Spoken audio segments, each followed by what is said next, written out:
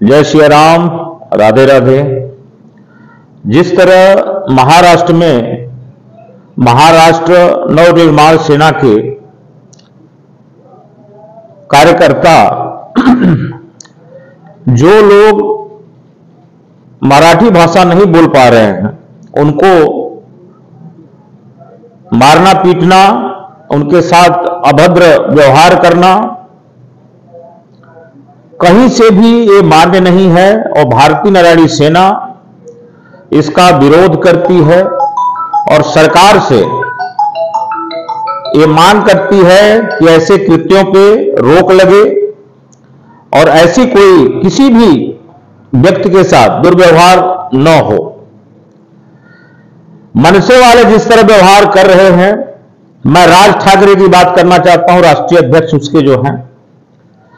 मनसे को महाराष्ट्र की जनता ने लोकसभा हो, चाहे उसके पहले वाला महाराष्ट्र का विधानसभा हो, चाहे अभी करंट में जो चुनाव हुआ विधानसभा का, सब में जनता ने इस व्यक्ति को नकार दिया, क्योंकि ये व्यक्ति घर में बैठा रहता है और जनता पे राज करने की, बाला साहब ठाकरे बनने की कोशिश करता है। बाला साहब ठाकरे हिंदू हृदय सम्राट थे, वो सबको ध्यान रखते थे और राष्ट्र प्रेमी व्यक्ति थे।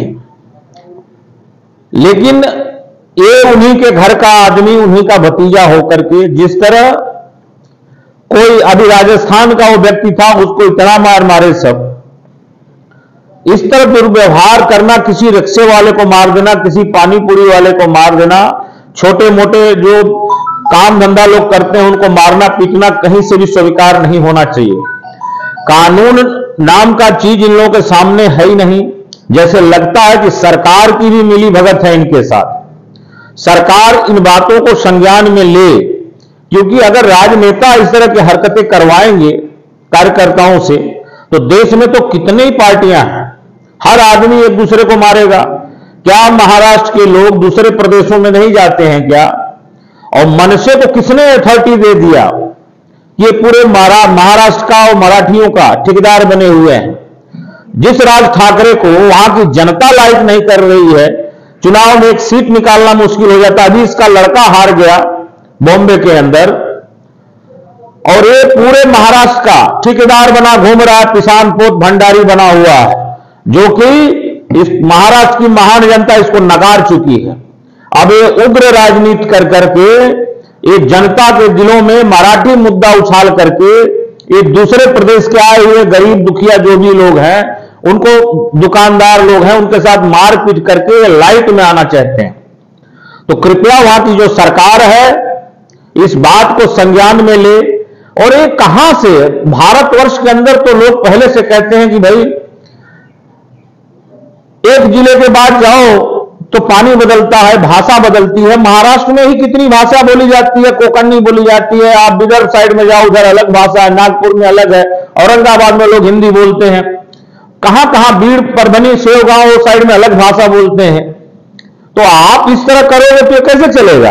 ये कहीं से भी मान्य नहीं है समाज में। मन से राज ठाकरे का भारतीय नारायणी सेना विरोध करती है इस तरह घटिया राजनीति पे।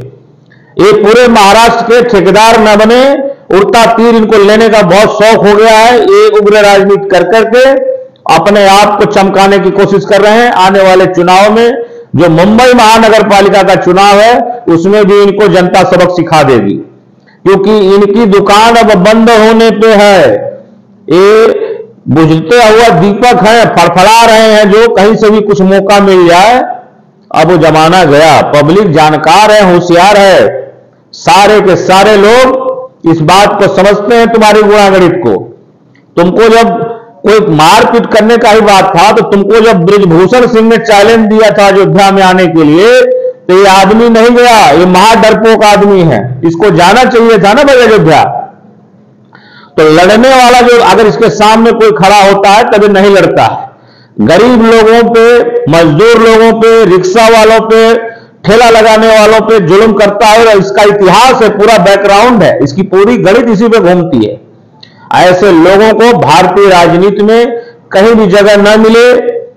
ये चुनाव में खुद ही पता लग जाएगा, उसके पहले भी जनता ने इसको नकारा है और भारतीय नागरिक सेना इसका कहीं से भी मान्यता नहीं करती, इसका विरोध करती है। ऐसे लोगों को समाज में नकारा जाए, इस तरह अगर होगा तो हर भारत पे गुलदस्ता है, यहां भाषा, रंग, ये सारी चीजों को संविधान जो है नकारता है कि किसी की जात पे गलत बात हो जाए, किसी के काले गोरे पे बात हो जाए, किसी की भाषा पे हो जाए, खान पान पे हो जाए, ये कहीं भी हमारा संविधान इसकी इजाजत नहीं देता। ऐसे लोग देश को तोड़ना जानते हैं, जोड़ना नहीं जानते हैं। ऐसे लोगों का बहिष्कार होना चाहिए और सरकार भी इस पे संज्ञान ले और उनको कानून में प्रावधान करे ताकि आम आदमी सुरक्षित रहे। जय हिंद, जय भारत, जय सनातन। भारत माता की जय हो।